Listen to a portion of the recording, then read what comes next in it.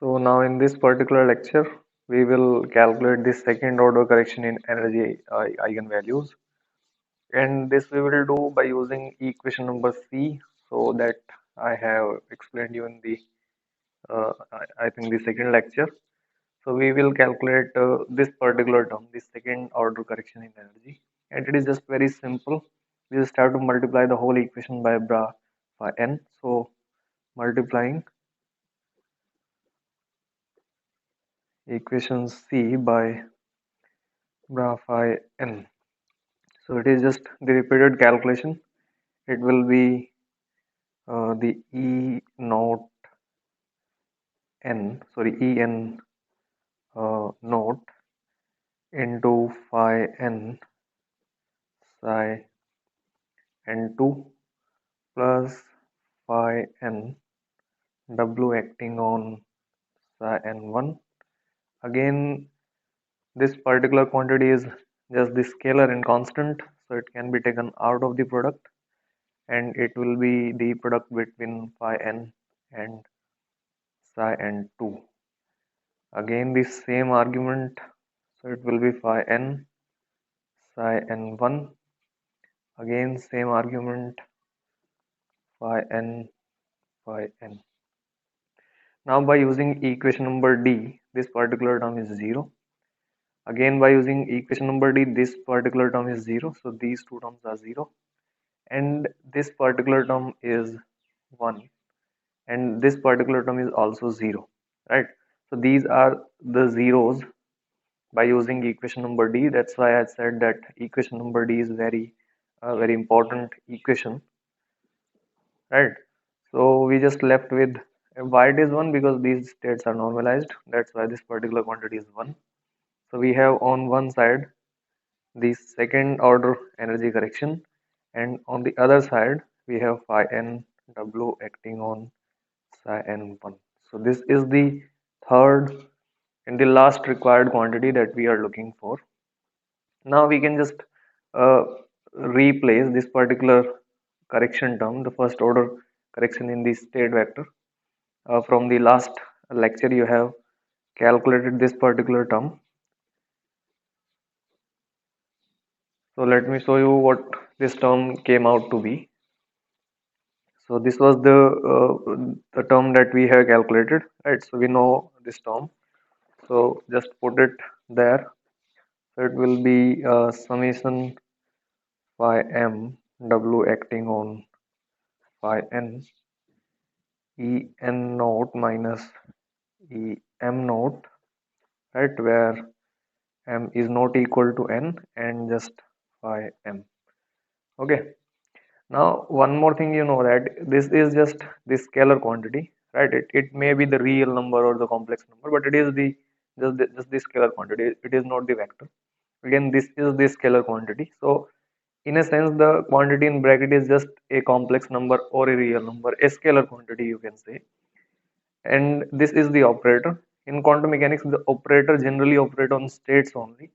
So we can operate this particular operator on the state, leaving this particular number right as it is. And when the operator will operate on this particular state, it will have some different state, and that different state has to be multiplied with this particular state, right? So this particular number we can take as it is.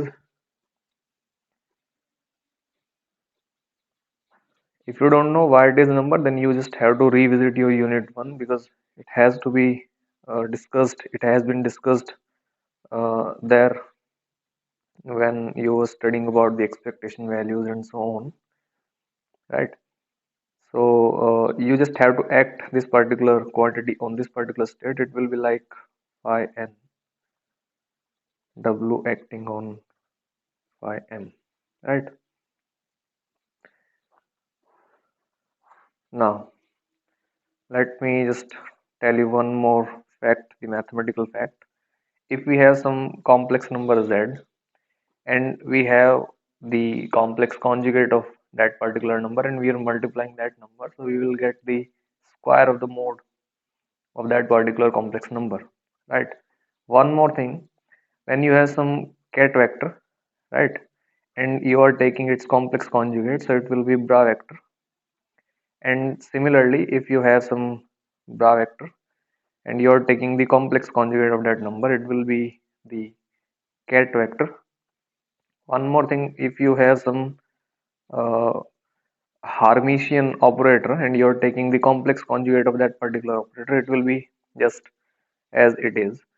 So if you have some state like phi m, right, w phi n, and you're taking the complex conjugate of this particular quantity, so it will be like the this particular ket will be changed into the bra vector. This particular bra vector will change into the ket vector, and it will just remain as it is.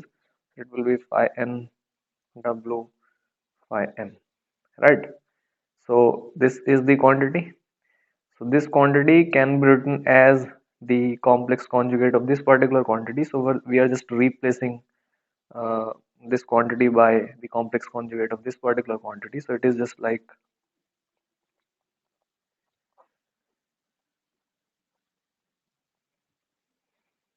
so it is the complex conjugate of this quantity, right? And these two are the same complex numbers, right? And one is just the complex number and the other is the complex conjugate of that particular complex number.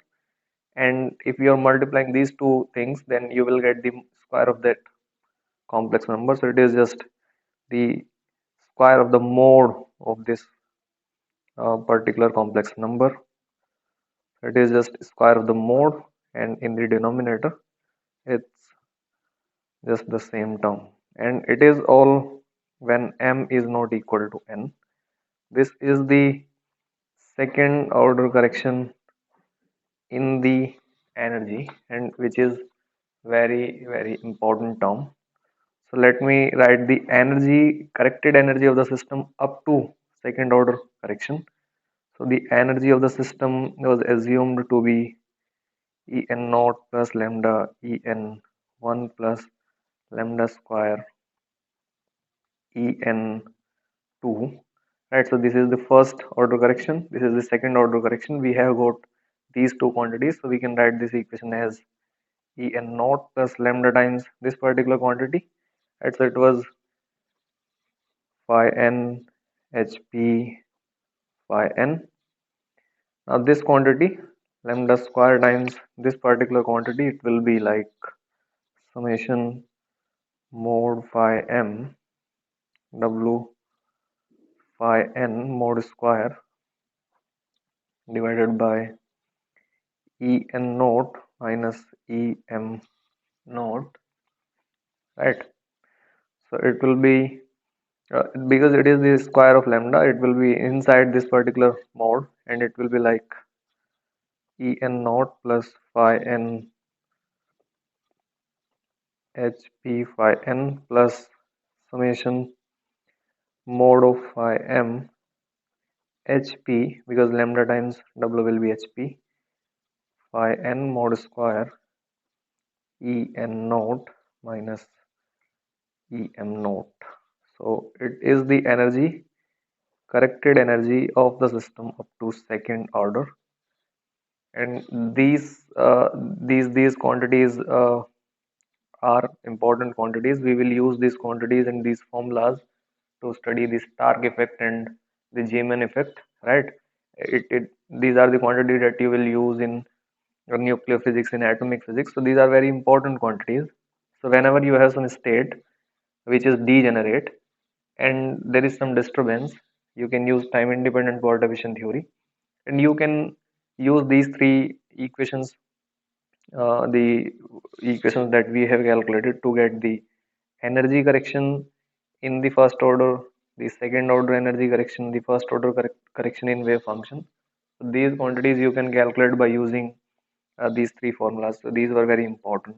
So this is what I want to discuss in this derivation of time independent perturbation theory for non-degenerate case, of course. In the next lecture or coming lecture, we will discuss the degenerate perturbation theory, time independent perturbation theory. Thank you.